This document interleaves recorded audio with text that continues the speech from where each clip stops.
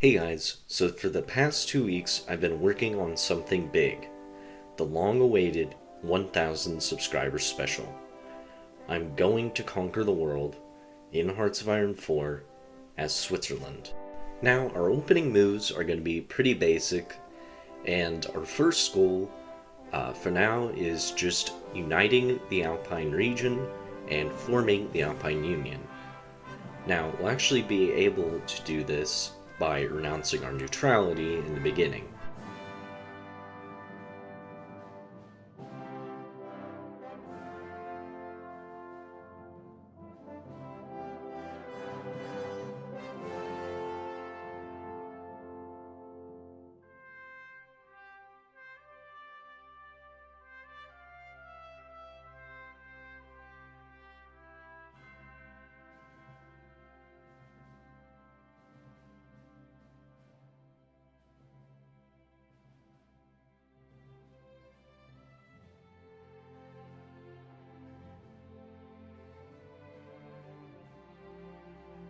Now, I feel like I could have done this better with something in the very beginning.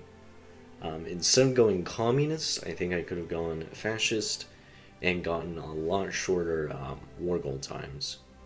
But I probably wouldn't have been able to join the Comintern if I went fascist, so there's a whole thing with that.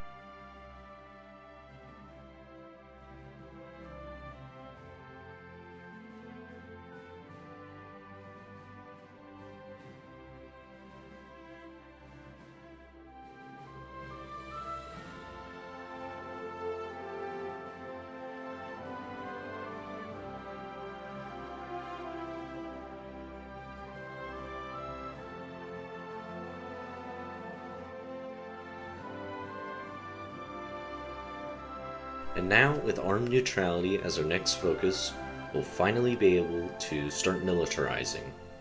Just a little bit, not much, but it's something.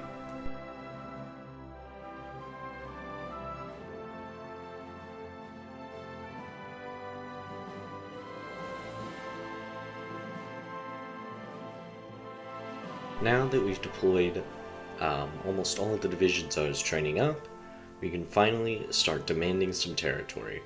And we'll start with a little bit of Austria, and then we'll just start annexing the whole Alpine region as we start pumping out more divisions.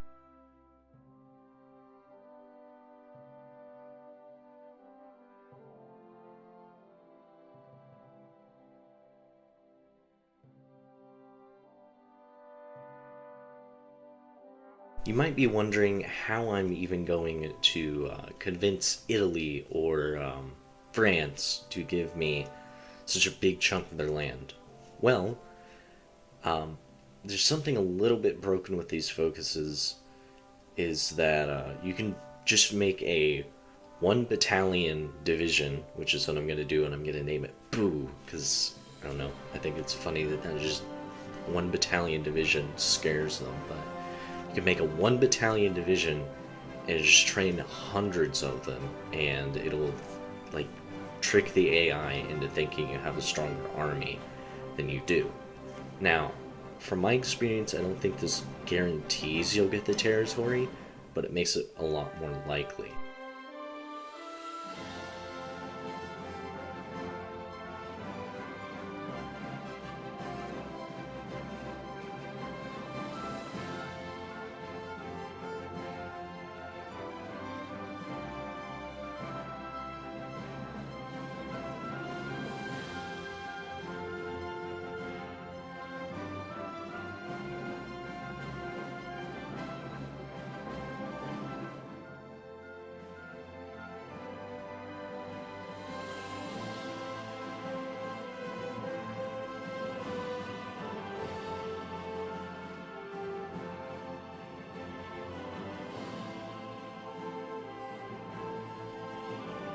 Now that we've gotten all of the land we need to form the Alpine Union, I'm going to reform my army, and we're going to be using the Austrian Infantry Template 3 to basically build our army off of that for the rest of the game.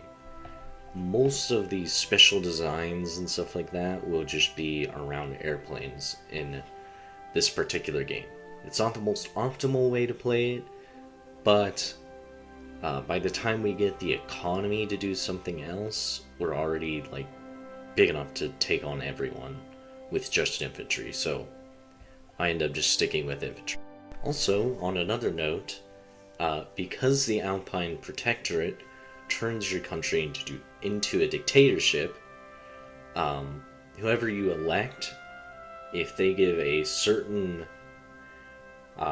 ideology as their like boost to whoever, like boost to support, that ideology will become basically permanent as your country's ideology. So this allowed me to go communist so that I can join the Comintern and take out the Axis early on. However, in the meantime, while we wait for the Germans to go to war with the Soviets so that we can join, we're going to militarize our country and try to get enough military factories to outproduce the Germans in the air. This will be very important since we're playing with mostly infantry, well, not mostly, only infantry, and with air support, you'll be able to make our divisions basically invincible. Air is kind of ridiculous in this game, in my opinion.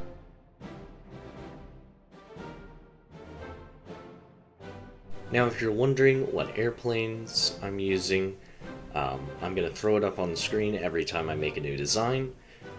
And the only thing that I really recommend that you'd add if you're playing along is some stuff to add to your air defense, because I didn't do that, and air defense is going to be very important. So, if you want to skip through this part, there will be timestamps in the description to skip through each of the airplane designs, but if you don't want to, just sit back and observe, I guess.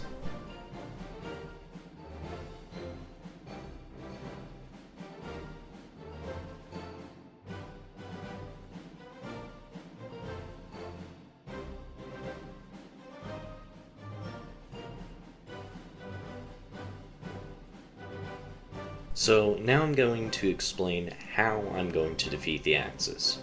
So I'm going to make 4 more armies of 24 divisions, and have 3 of them assigned to one field marshal that's going to be on the border with Italy, and we're going to try to take down Italy first, then move on to some of these smaller like Balkan countries, and then once Germany has either wasted enough manpower on us or lost enough planes to the Soviets and our Air Force, we're going to start doing offensives in the German territory to try and split Germany in half from Stuttgart all the way up to Hamburg. And with that, Germany should be defeated, and we'll be able to take out the Axis. Now it's time for you to see this plane in action, I guess.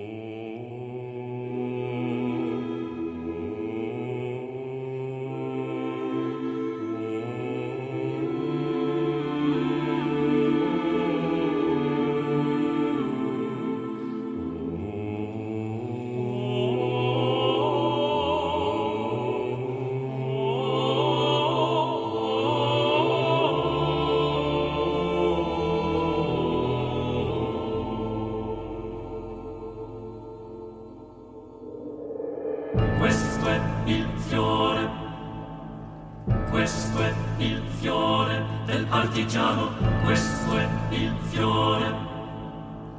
Questo è il fiore del partigiano, questo è il fiore.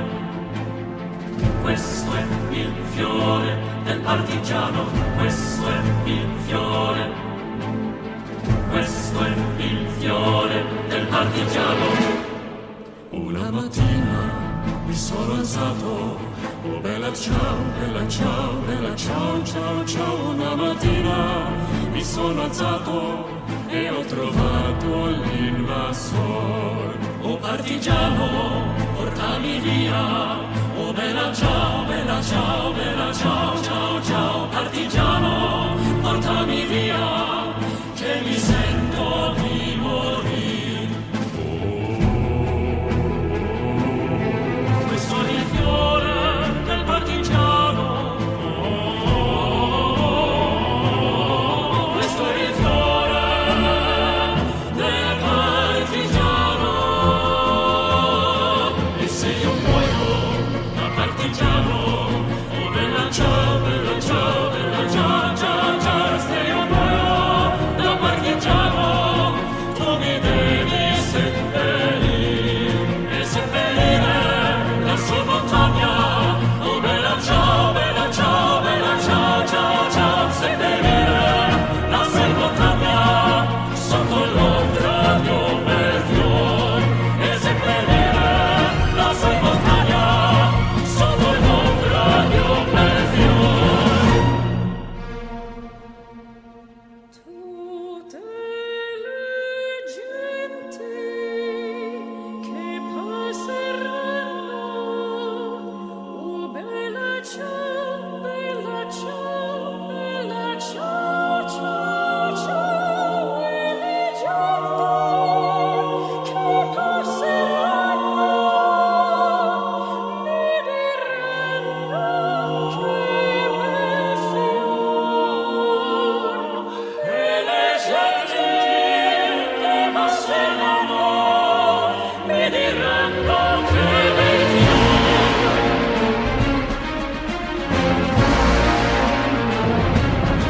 E questo fiore del partigiano, oh bella ciao, bella ciao, bella ciao, ciao, ciao. Questo fiore del partigiano, morto per la libertà. E questo fiore del partigiano, morto per la libertà.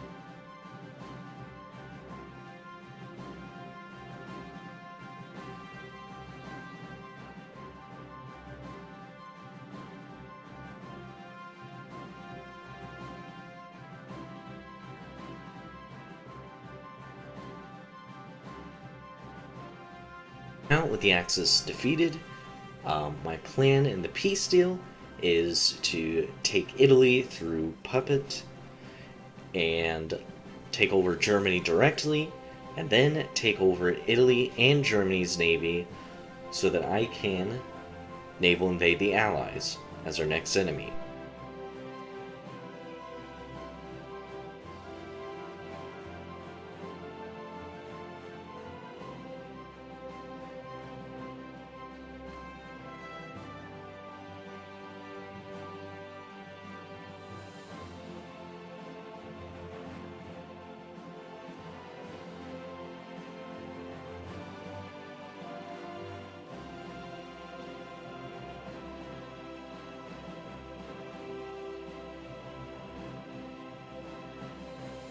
Now, what's the plan to take down the Allies? Well, as I mentioned before, I took the German and Italian Navy in the peace deal with the Axis, so this allows me to actually get just enough naval supremacy in the North Sea to invade the British where they're usually weak, navally. But how we're going to deal with France is just a simple burst through the Benelux area and have the rest of our army just sit there and hold while the main force takes down the rest of the country. And we'll be able to push quickly enough to destroy them with our Air Force, and we get some good luck, some weird luck with this war. I really thought this war would be by far the hardest war of this entire campaign, but nope, the AI just is really stupid. You'll see what I'm talking about in a minute.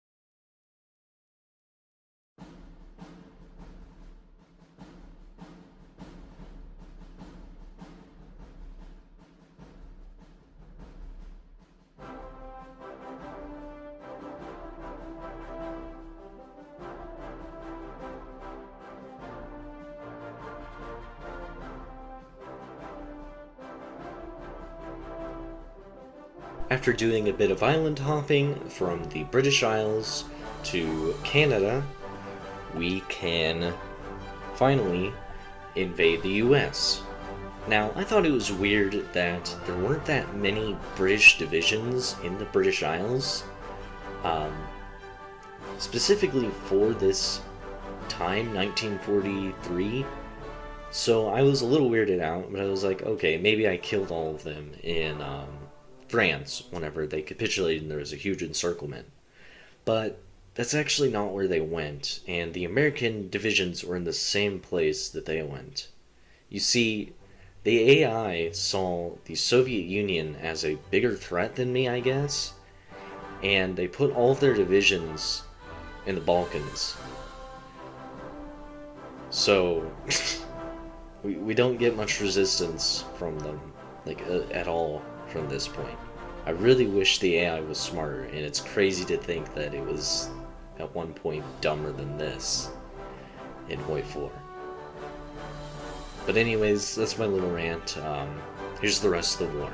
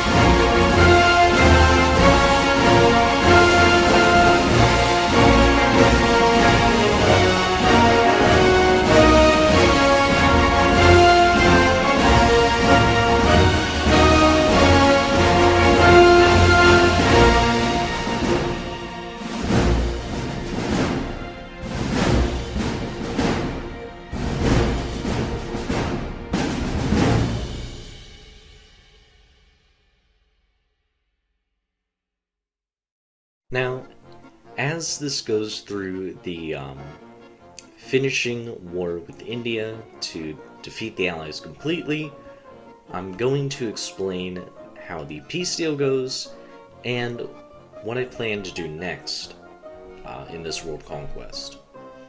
So, we've basically get everything west to us, is what we get, and then the Soviets and the Japanese get everything east to us.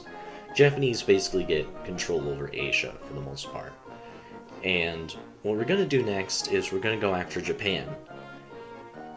And Japan is going to be a little annoying due to the fact that I forget to take the Allied Navy. So what I thought would be a really quick and easy war turned into a ridiculously long stalemate with me fighting the Navy. Now in the beginning I do take the Japanese out pretty quickly, but China's a great power, and so I still have to fight the Japanese Navy. It takes a ridiculously long time, man. I cut through it for you guys, but for me it was like, I think multiple years in game is stupid.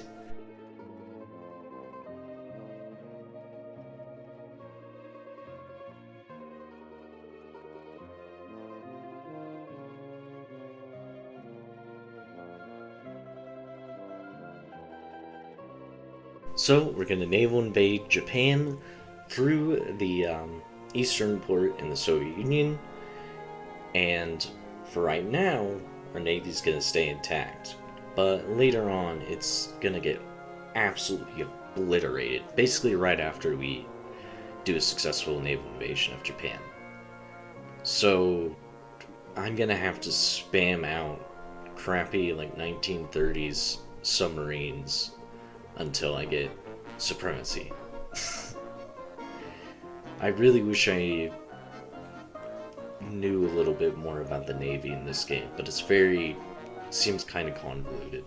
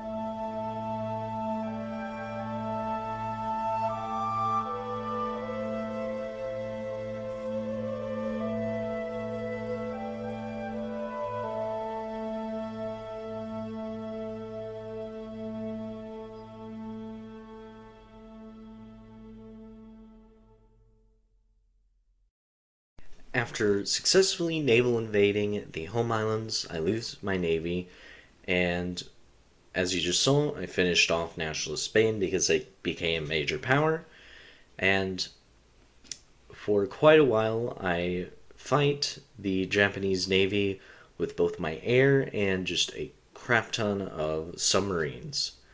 Eventually we get supremacy while I'm actually not looking, and make a landing in China. This is finally the end for the Japanese Empire.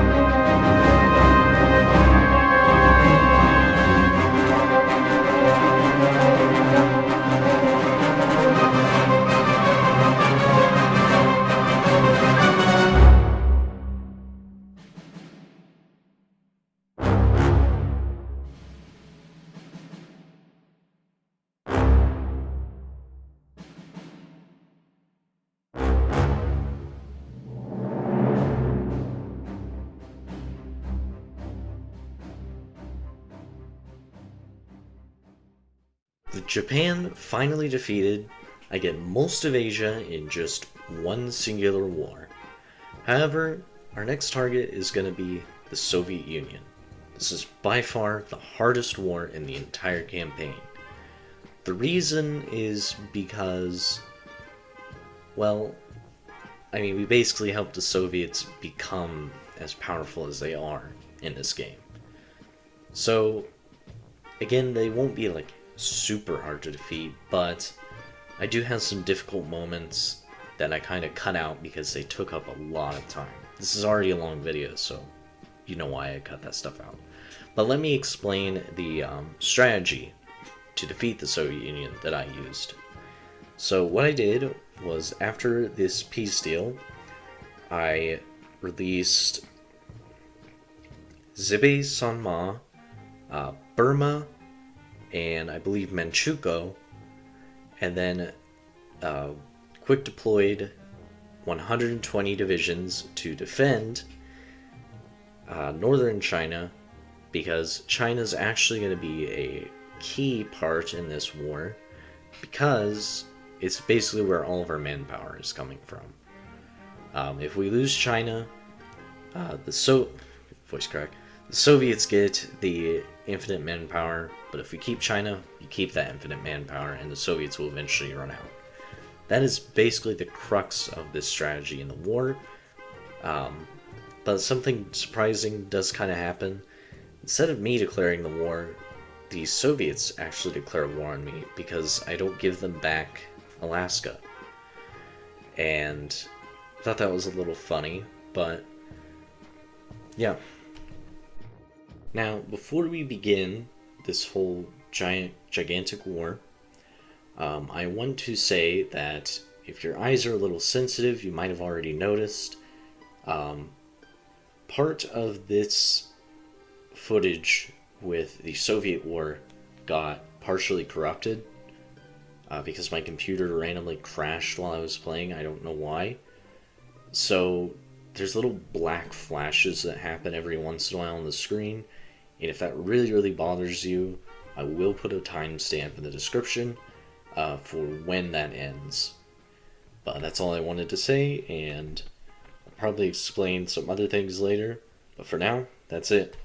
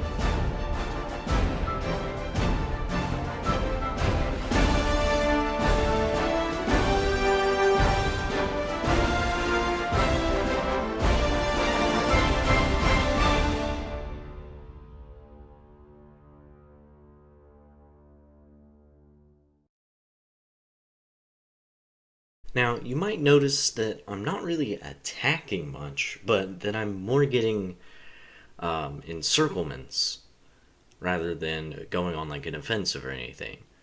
And the reason I'm doing that is because Soviets have somewhere around like 350 to 400 divisions, and their puppets also have quite a lot whenever you combine all of them. So, to deal with that, I'm getting a bunch of encirclements around Berlin, which they actually managed to take briefly, and the really big encirclements happen whenever I enter Czechoslovakia. And that's actually I think, probably a pretty entertaining thing to watch just the battle go down in Czechoslovakia.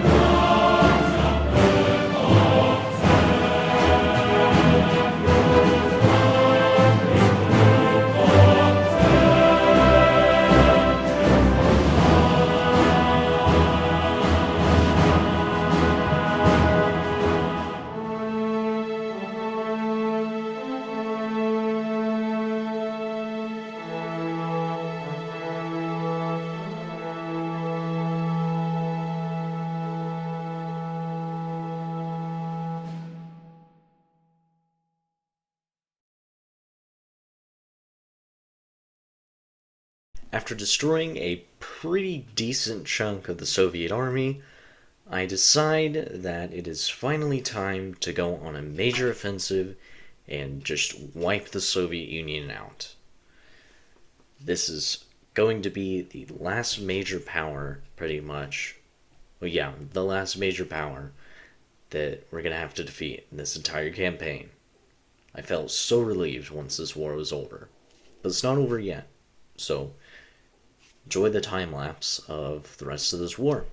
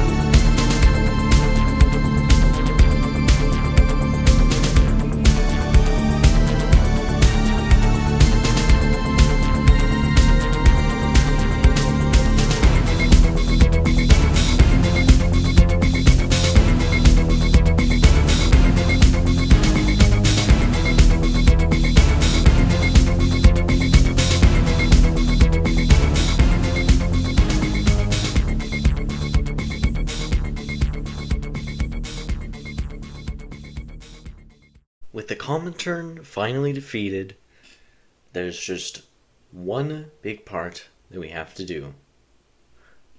What I usually call the big sweep. In my world conquest, at least. And that's where we finish off all of the minor nations. And usually this doesn't take too long, but because I went communist, it's going to take me a long time. So all I did with this was I cut it down into a short 2-minute montage with some classical music under it, just to finish the world conquest, because nothing interesting happens.